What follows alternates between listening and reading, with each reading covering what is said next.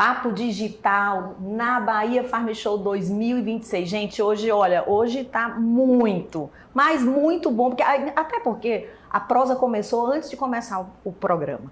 Vamos lá, eu tenho o prazer de receber aqui hoje Luiz Mariucci. Eu tenho o prazer de receber Giovanni Dalcin, Rafael Pinheiro, Rafa Agro, né? Como ele quer ser chamado aqui. E eu tenho Rodrigo Guerra. Um papo muito interessante. A gente já ficou aqui na maior conversa antes de começar, de vocês estarem aqui. Para fazer parte mesmo, meu convite já começa. Siga o canal do Vozes do Agro. Qual é o canal do Vozes do Agro? @AIBA Oficial. Esse é o canal do Vozes do Agro. Tem gente que estava perguntando, o nome do canal é canal Vozes do Agro? Não. @AIBA Vozes do Agro, até porque a AIBA, ela é a mãe da Bahia Farm Show e também mãe desse Vozes do Agro, que é um projeto que amplia a voz de vocês que estão ousadamente nas redes sociais. Que bom, sejam bem-vindos, viu? Valeu, bom, vamos começar aqui pelo Luiz, né? Luiz, me conta um pouquinho da tua história. A minha história começou, eu vim para cá com a família, né? Meu pai acabou vendendo o que tinha no Paraná e veio para cá para realmente tentar algo maior. E foi em 1997, tinha 3 anos de idade ainda. E aí tudo deu certo, graças a Deus, com muita dificuldade. Não tinha energia elétrica, não tinha água, tinha que buscar água no rio e tudo mais. Eu lembro dessa época e eu fico muito agradecido assim e também lisonjeado de fazer parte disso, porque eu sei a dificuldade que era naquela época de você abrir uma área, de crescer e tudo mais. E aí fiz faculdade no Tocantins de 2011 até 2016, depois voltei, estou trabalhando a gente já estava aqui nessa conversa e eu disse assim, como é que vocês vieram para cá? E eles disseram, não, a gente não veio, não, trouxeram a gente. Né? Você falou que veio, como é? A vinda foi... Quando a gente veio, tinha uma D20 gabine simples, e aí uma capota em cima, aí a gente jogou os colchão atrás, e aí veio todo mundo atrás ali deitado, tá. Os pequenos, né? Então, o seu pai foi um desbravador dessa região. Veio realmente para abrir área. Luiz, me fala o nome dele. Sebastião, o nome todo dele. Sebastião Marcelo Mariucci. Seu Sebastião, obrigada, viu? Só trocou o Luiz aí no nome. Né? Eu também sou Luiz Marcelo Mariucci. Poxa, que bom, né? Que bom. Que bom que a gente pode honrar essas pessoas que tiveram a coragem. Gente, vocês não têm noção de Luiz Eduardo Magalhães. Toda vez que eu volto aqui, eu fico impressionada. Eu falei, isso aqui não tinha agora. Isso aqui não tinha uma construção, um crescimento. E como o agro é fortalecido, aonde o agro está, aonde o agro se implanta, o progresso acontece, né? Geração de emprego, economia, é muito interessante. E Luiz Eduardo é um exemplo disso, porque aqui era o quê? Um posto, né? Tinha um posto, só tinha um posto. Quando você chegou, ainda era nesse período? Ainda era chamado de Mimoso do Oeste, né? Uhum. Tinha nessa época, eu não lembro muito bem o que tinha, mas era o posto e algumas coisas já nessa época. Mas o jeito que a cidade está hoje é assim, a gente se assusta às vezes, porque eu venho da fazenda, de repente você vê o prédio ali, o prédio cai e você fica assustado com o tanto que ainda cresce todo dia, toda hora no nível do ar. Giovanni, e você, Giovanni? Me fala um pouquinho da tua história. Bom, basicamente a minha história do Luiz é bem parecida. Trouxeram, eu vim para cá com 1 ano de idade. Um ano de idade. Em 96 a gente desembarcou aqui. A família inteira, né? Meus tios vieram primeiro. Eles vieram em 86 para conhecer e 89 acabaram comprando as áreas. E cada um foi para um canto, né? E daí, em 96, veio a família para morar de fato. Nos primeiros anos que eles vieram, ainda vieram... Primeiro ano de lavoura, eles moraram num barraco de lona mesmo. Tem até foto disso aí, depois se quiser eu te mostro. Quero ver, sim. E foi graças à coragem dos tios, do meu pai aí, a gente está aí na atividade hoje. Agradece muito por estar nesse meio. Eu amo de paixão isso aí, eu não me vejo fazendo outra coisa. O meu pai, ele tocou a área até meados de 2004 ali, Aí depois deu uma quebra de safra, a nossa região é um pouco mais fraca de chuva, o Luiz sabe ali de nossa dificuldade. Até na época chamava de região do quebra-gaúcho, porque era uma região muito difícil. E aconteceu isso. Aí ficou para uma área ficou por um bom período arrendado. E logo depois que eu terminei a faculdade, durante a faculdade, né, eu falava, eu não vou trabalhar para ninguém, eu quero tocar o meu negócio, independente do que seja, mas eu não quero ser funcionário. E daí teve a oportunidade de começar a tocar ali na área, era 120 hectares, não tinha nada de equipamento, tive que pegar tudo emprestado, alugado, graças a quatro amigos meus que me empurraram para eu tocar dentro do negócio. Eu disse, não, Giovanni, vai lá, agarra esse trem aí que se der qualquer coisa, nós estamos juntos, nós empurra. E daí foi isso, eu peguei semente de um produto, comprava no nome do outro, diesel, peguei fiado no tio e fiz rodar o negócio. E era eu lá fazendo TCC e soltando plantio.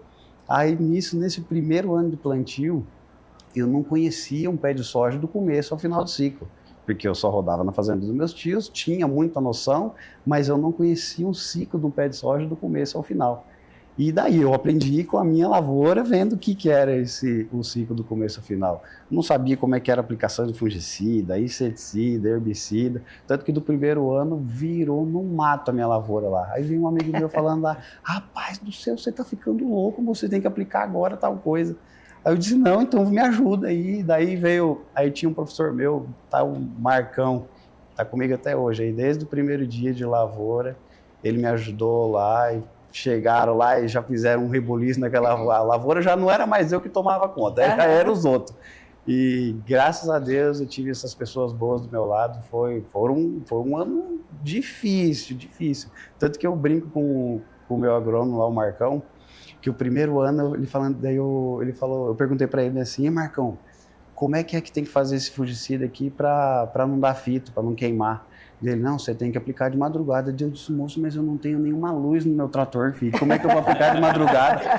E daí ele, não, filho, se vira, dá seu jeito, acorda assim, 4 da manhã e vem cedo aí, você faz uma bomba por dia e fica por isso. Meu amigo, mas eu me lascava federal. E tudo isso ainda tocando o TCC. E fazendo TCC. Não, mentira, já estava finalizado. Já estava finalizado. Ainda brincaram comigo, foi uma confusão aquele TCC com meu amigo. Aí, beleza.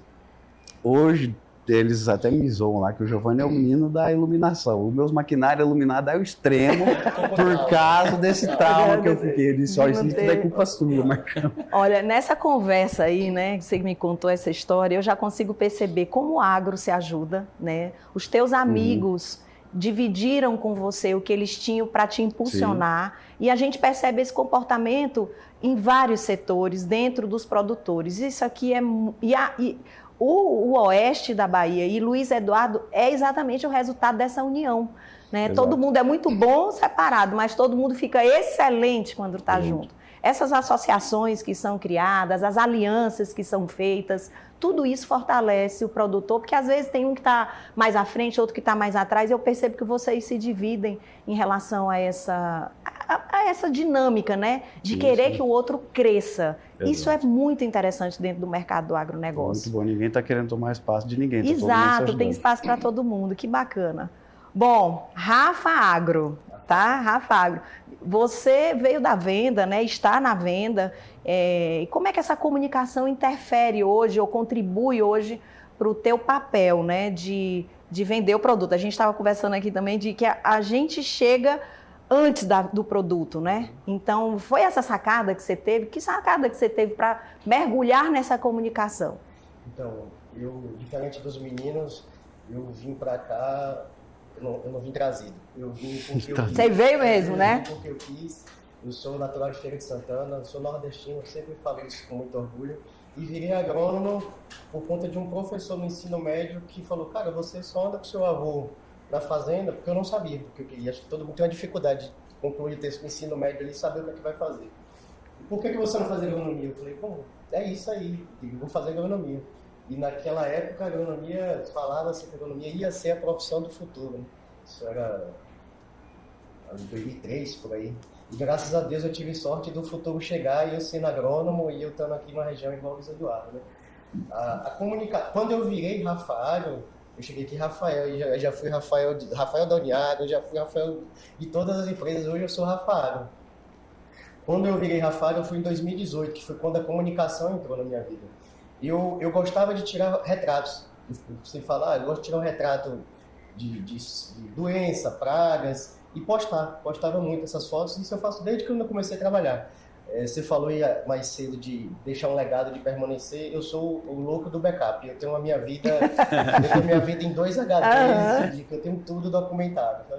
E aí eu sempre gostei de tirar esses retratos de praga, de doença, e começou a vir estudantes, começaram a vir até os meninos, filhos de produtores, começaram a interagir. E ali eu já vi uma necessidade de produzir conteúdo, que antigamente não tinha conteúdo, era uma foto. E aí a rede social virou uma rede de produção de conteúdo, só que aí era legenda ainda, né? Essas mudanças que a gente tem que se adaptar no Instagram. Era uma legenda, eu tive uma preocupação de fazer uma legenda mais rebuscada, de não estar postando qualquer coisa ali. Daqui a pouco virou vídeo, aí a gente já teve a dificuldade agora de estar fazendo vídeo, de estar mostrando a cara. E aí, como você falou, isso me ajuda muito no offline, porque às vezes eu chego numa fazenda, a pessoa já me conhece. Eu não conheço ninguém, mas ali tem o cara da guarita, um aplicador, e isso viabiliza a minha entrada, o meu acesso. E como você falou, acabo chegando primeiro a minha informação, a minha comunicação, chega primeiro na fazenda do que eu próprio, sabe? Isso contribui demais. E uma coisa ajuda a outra. A minha divulgação ajuda o comercial e o comercial ajuda a divulgação.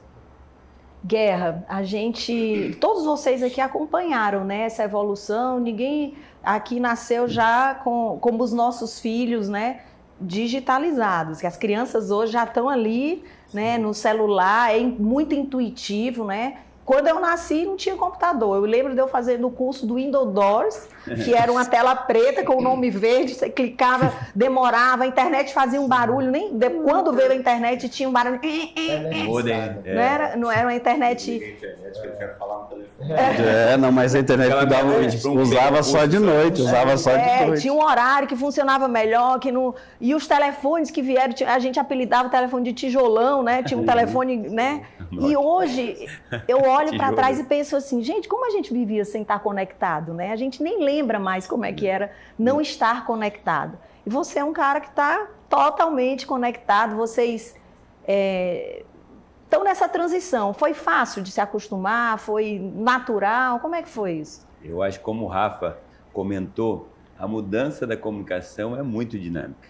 Então, não é fácil. Eu acho que até nós já estamos numa geração, como nós falamos agora há pouco, a geração mais nova, a questão da atenção é muito... tudo tem que ser muito rápido, tá toda molecada no videogame. Então, assim, a comunicação é muito dinâmica. Então, acho que é muito importante a gente se jogar nela, aprender cada dia para a gente poder se comunicar melhor, né? E se jogar, né? No digital. Acho que todo mundo aqui...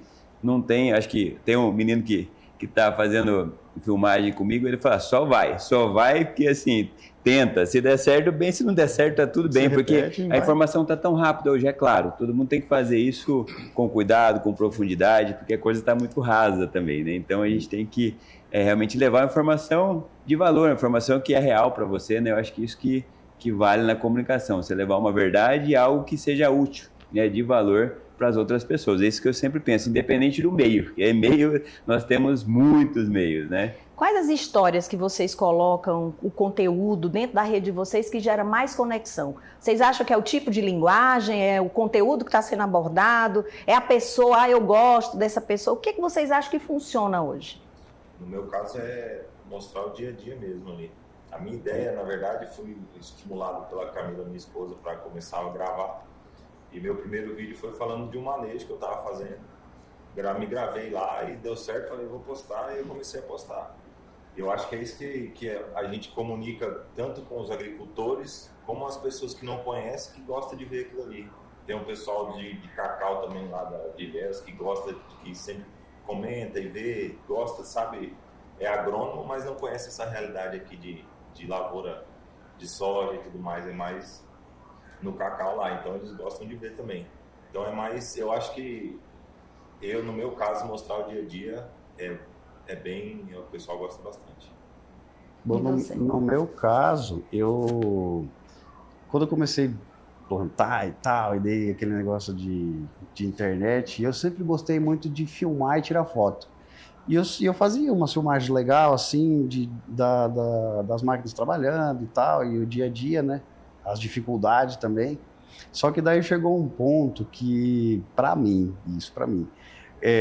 eu comecei a ter uns anos ruins de lavoura, e daí eu fiquei assim, não, o povo botando o olho gordo nos meus trem, eu vou parar de postar, vou fechar meu Instagram, não quero mais saber de nada desse negócio. E daí a Mônica, esse ano, eu tenho que 60 dias, ela me chamou assim, ô Giovanni, você foi convidado lá para ser um dos influenciadores da feira. Eu disse, uai, Mônica, mas meu Instagram tá fechado, eu nem tô mais mexendo com isso. Ela, não, dá seu jeito aí, se vira e vai dar certo, não sei o quê, vamos mexer. Então tá bom, vou começar a mexer de novo.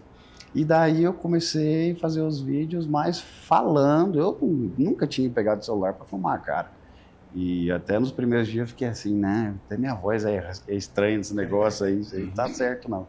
Aí comecei a fazer uns vídeos mais detalhados de máquina, de como é que funcionam as coisas, de manejo, tudo focado mais em máquina.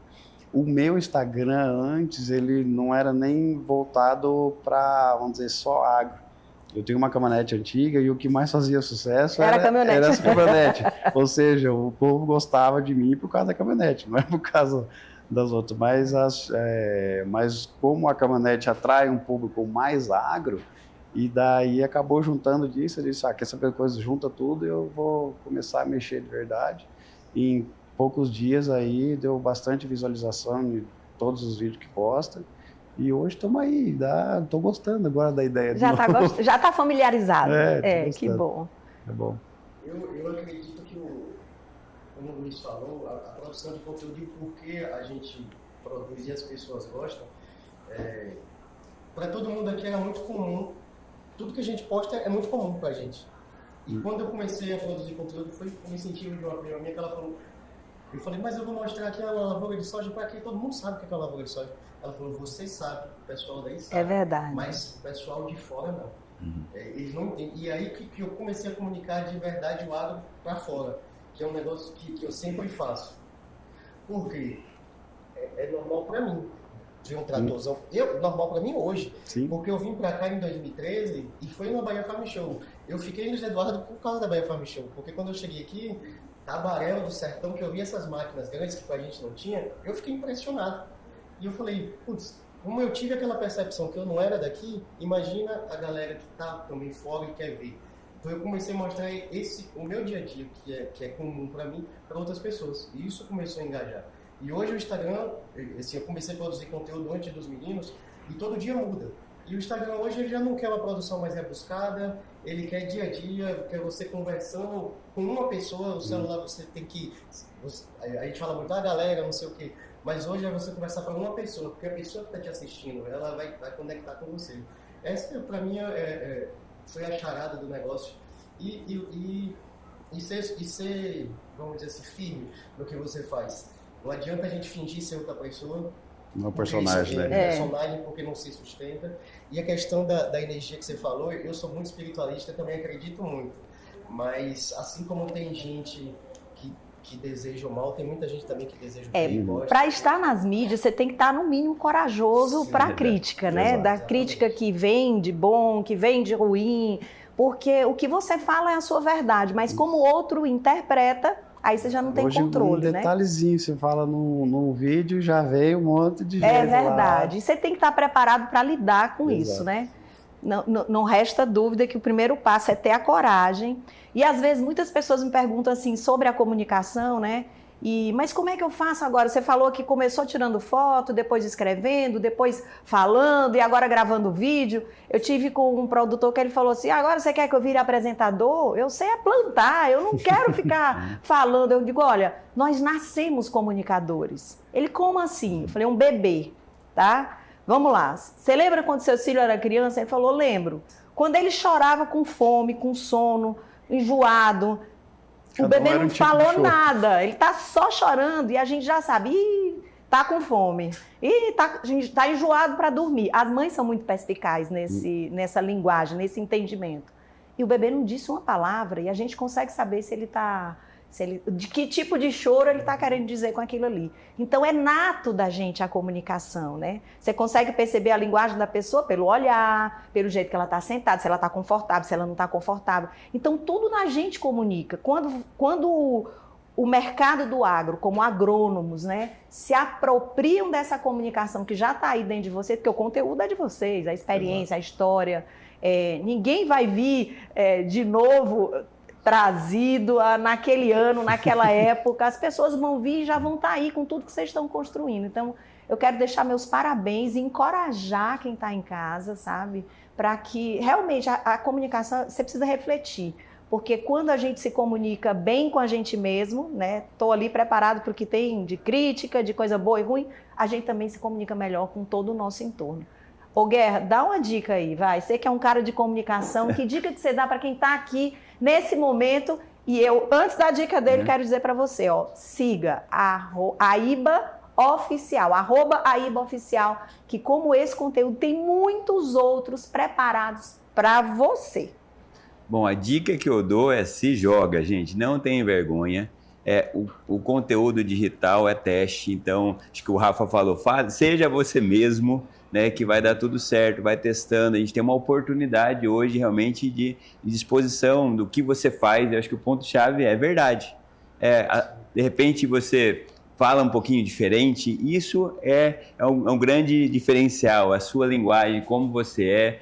E conte sua história e use essas ferramentas, porque realmente, acho que o Luizão comentou aqui, né? Ele está fazendo o dia a dia dele e chega isso aí lá na turma do café. Eu moro numa cidade grande, vim para a Bahia aqui em 2019, sou apaixonado pelo agro, então eu gosto de contar as histórias, ouvir as histórias das pessoas para justamente mostrar esse agro. Eu chego lá em Londrina, o pessoal, você já virou baiano, Rodrigo?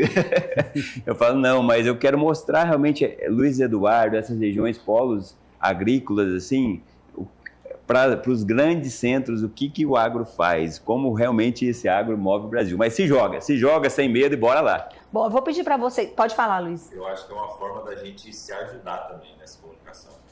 Porque, querendo ou não, a gente acaba, vou fazer um vídeo, mas você dá aquela relembrada, o que é, o que não é, um manejo, uma coisa, uma plantadeira nova, um sistema novo, talvez uma pessoa que está em outro estado não conhece, e aí ele assiste seu vídeo, vê como é que é e tal. Então isso eu acho que é uma troca de informação, de comunicação, que também ajuda nós da agricultura a disseminar o conhecimento, a experiência, né? E muito rápido, né? Você posta hoje um trem aqui, vamos dizer, no outro dia, 10 mil pessoas já estão sabendo de como é que funciona isso. Olha que coisa, né? Entendeu? E às vezes, tipo, você tá passando uma dificuldade lá, que nem a nossa região. Ela é uma região de areia, pouca chuva, e se você não fizer um perfil no capricho, não colhe soja. O pessoal fica falando, mas a Bahia já tá o quinto, sexto ano, acho que né? Sexto ano consecutivo de maior produção de soja. Mas eu falo para as outras pessoas, meu amigo, se nós não colher soja na Bahia, nós não tem segunda safra.